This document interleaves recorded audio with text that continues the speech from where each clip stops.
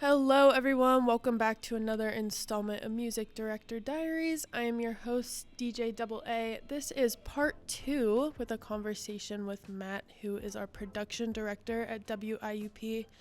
In part 1, we were just talking about staff involvement since we both have management/leadership positions at our station. So Matt was just talking about how it was very hard to contact people and just get them to answer, and I wanted to share my side of that. So whenever I first started the music director position, like I said in the last episode, Dr. Stigler was doing all of it by himself, and then he got me, so it was the two of us doing it all by ourselves, and then we ended up getting an assistant music director.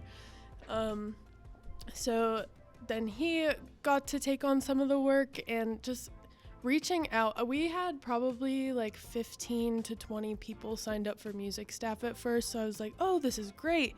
We're going to have so many hands on deck for this. So it's going to be done so fast. But nobody participated. Dr. Stigler really emphasized that he wanted to get people trained on our music tracking sheet before they got involved, and that was the hardest part, is meeting with people to train them. Yeah. It was incredibly difficult, and throughout the semester I think I probably only trained like 4 people when I reached out to every single one of them. Yeah, meeting with people was the hardest thing, because I remember towards the beginning of the semester is the biggest workload for me, because the promos, because we get all these new DJs, new time slots, so we need to revise or recreate promos, and scheduling times with them is really difficult because I'm involved in a bunch of different things, and a lot of these students are involved in a bunch of different things. So I think I probably have so many different email chains with students that have to be like 6 or 7 emails long. Just being, I can't do that day. Oh, I can't do that day. And it's just until you figure out a time. But once you do, things tend to go really smoothly, because the students who do email you back are generally really good about getting there on time and being there and being attentive during the meetings. But some students do leave a work ethic to be desired at times. Right. So, yeah, that can make it really difficult. Yeah, I thank God for Zoom too, because I think most of the trainings I did this semester were on Zoom. It was even harder to get people to come into the radio room. Sure. So, I just shot them my Zoom link, and that worked for a couple of them, but it was pretty effective. But do you have a show on WIP? I do. Okay. I do have a show. It's gone through a few different name changes because in the title of my show right now it's called Wednesday Night Wildcard, and I play a lot of different music because I get bored very easily. Right. I did not like the programming that we did previously, where it was just sort of like, okay, you're in this time slot, you play, you're this show, you're Smash Alley or whatever.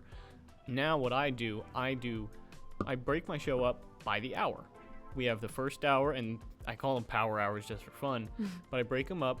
1 hour is one genre, another hour is another genre. And then right in the middle, most of the time, depending if I find something good, we have a new release radar where I find a new song that just came out, doesn't matter how popular or not, that I'm really liking, and I give some backstory on it, some story on the artist, my interpretation of the lyrics, all that kind of stuff. But I play different themes in each hour all the time. I do disco, synthwave, J-pop, metal, blues, you name it.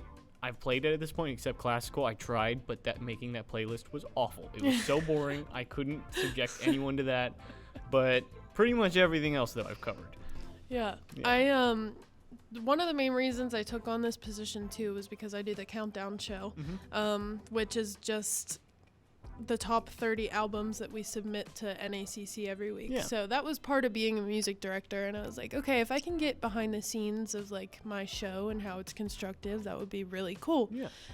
So I did, and so every week I just I do the Countdown show every Monday 8 to 10, where I count down the top albums and artists, and I just go through and pick one song from each album that charted that I like, and I play them. But I think it's really important to, like, especially a show like that that's like pretty automated, I think it's really important to still incorporate a lot of personality into your radio, so you get more, just so your audience just feels more connected to your station. Yeah, you got to breathe some life into it. I mean, like, we've got so many DJs that, like, and building their promos, I talked with them a lot about this.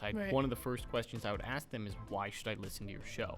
Because that's what a promo is. It's convincing people to listen to it. And so many of them, their personality was the key. And then we had to sort of shape their promo around their personality and really highlight their sense of humor, what they like to talk about on their show, little quips that they have, and breathing life into their shows is really, really important to creating a good one.